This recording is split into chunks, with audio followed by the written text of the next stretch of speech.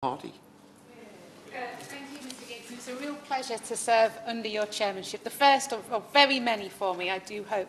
And I congratulate my honourable friend for securing this debate. And just before I came in, I was talking to my honourable friend, and I said, I'm tired of constantly feeling angry about things. I've just left a chamber where people constantly felt angry, and I feel like I want to not get angry and frustrated, and so I'll settle for deep disappointment and upset instead.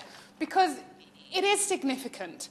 The government's failure to fulfil their promise on E10 isn't just an environmental issue, although that is crucially important. It isn't just an economic issue because it sacrificed so many high-quality jobs in my constituency. It's also, if the government doesn't keep the promises that it makes to business, how can businesses ever trust the government again? What faith do businesses have in the future that we want them to come to my constituency? I want them to invest there. I want them to provide those good quality jobs. But they need to know that they can trust when the government promises it's going to do something. So what I want to contribute to this debate is the wider significance of this. This is more than just do we need E10 or do we not need E10.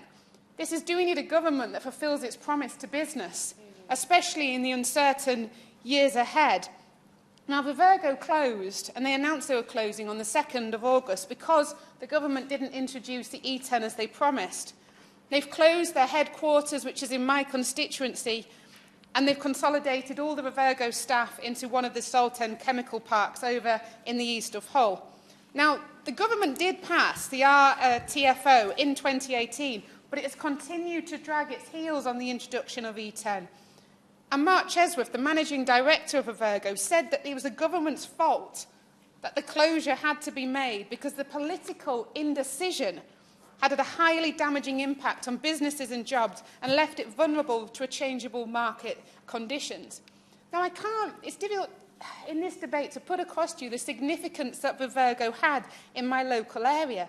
When it announced its multi-million-pound operation, it was a day of fantastic good news for the area. We want skilled jobs in the constituency. People celebrated. Nearly all the local MPs from across the party went there for the photo call to congratulate the plant on its opening, and it was seen as being a good news day. Vivergo contributed towards money towards the City of Culture and Hull's bid and wider projects across the whole of Yorkshire. So this isn't just me and my constituency having a moan about something.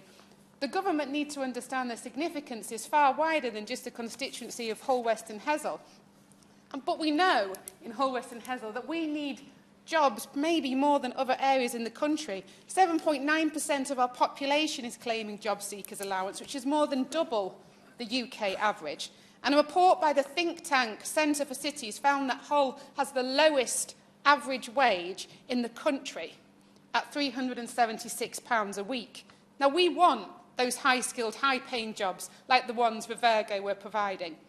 And the impact wider than Hull West and Hessle. The plant bought, as my honourable friend said, 1.1 million tonnes of feed wheat sourced from around 900 farms across the Yorkshire region. And I have to say, it's the first time, I think, in all the time I've been active in the Labour Party, where farmers from government MPs have been so desperate to come and meet me and tell me their problems because they don't feel that the party they usually associate themselves with are listening to them about this issue. Because they supported 3,000 jobs for Vivergo, directly and indirectly, and the contribution to the local economy was £600 million. Now, as a local MP, I want skilled jobs, which is why I've been pushing so hard and talking about Vivergo for such a long time. Right back on the 30th of November 2017, I wrote to Chris Grayling about this, seeking clarification on the renewable transport fuels obligation. I received a reply from Jessie Norman on the 15th of February 2018 that committed to introducing the relevant changes in April 2018. I've asked 4 questions about biofuels and the renewable transport fuels obligation on the 8th of December 2017. I've asked 2 questions about excise duties and the way biofuels are taxed on the 5th of December 2017. And I've met with Vivergo in Hull and in London on a number of different occasions. This is not something that is new to the government. This is not something they can claim to not be fully aware of. Yes. I thank the honourable lady for giving way, and I share her passion about this issue. She references going back to 2017. I think the Honourable Member for Scunthorpe and I have seen, I think, 3 or maybe 4 successive ministers about this. And I think the one thing I could say to the Minister that we want to get out of this meeting is a positive route to making a decision, rather than keep the farmers and the Vivergo workers and others hanging on. Excellent contribution from the Honourable Member opposite. I'm fully aware of how long that this has been campaigning and people have been talking about this as an issue.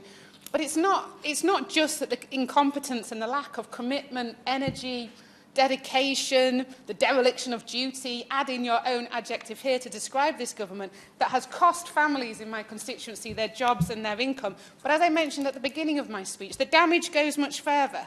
The government's failure to fulfil their promise could damage future investment from other businesses in this area.